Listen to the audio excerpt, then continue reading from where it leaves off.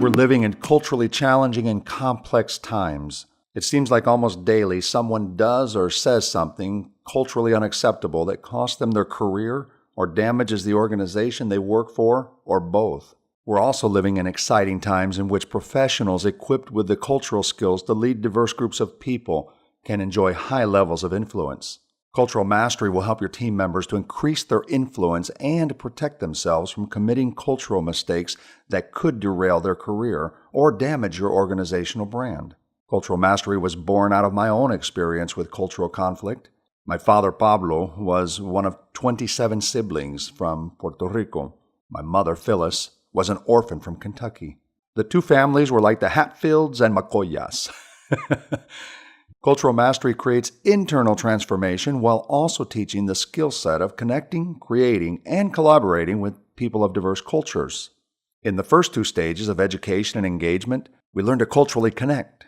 In stages 3 and 4, empathy and excitement, we learn to create together. And in stages 5 and 6, empowerment and endearment, we become experts at collaboration, no matter our cultural differences.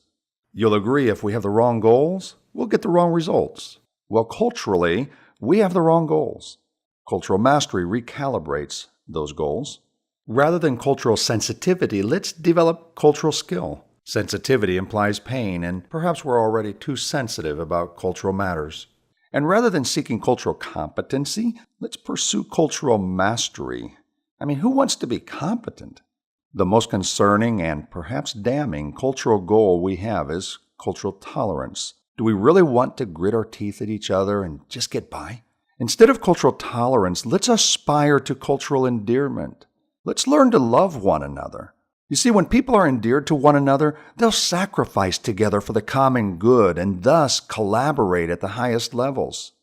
Cultural diversity is designed to get people to the game. Cultural inclusion is designed to make sure everyone plays in the game. Cultural mastery is designed to make sure everyone wins in the game together. We can bring in as much diversity as possible and even respectfully include diverse groups of people in our worlds. But if those diverse relationships are not properly developed and leveraged, we'll never achieve our goals together. Cultural mastery is the necessary extension of the diversity and inclusion movement. We call it D&I 2.0, and based on feedback, believe we have the cure to cultural cancer.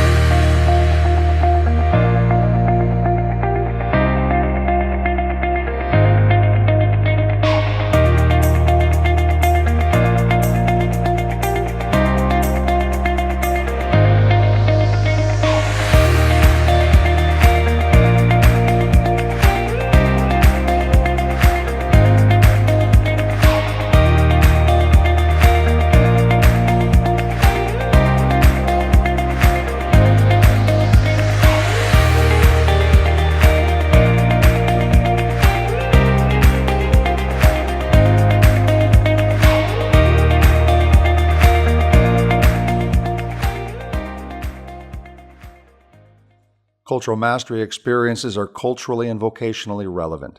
We offer multiple approaches to bring this to your team, ranging from online training, learning cohorts, live events, and organizational train-the-trainer programs. If you're interested in exploring how to create higher levels of influence and protect your brand from damaging cultural mistakes, speak with your cultural mastery consultant. We'd love to help you and your team become cultural masters.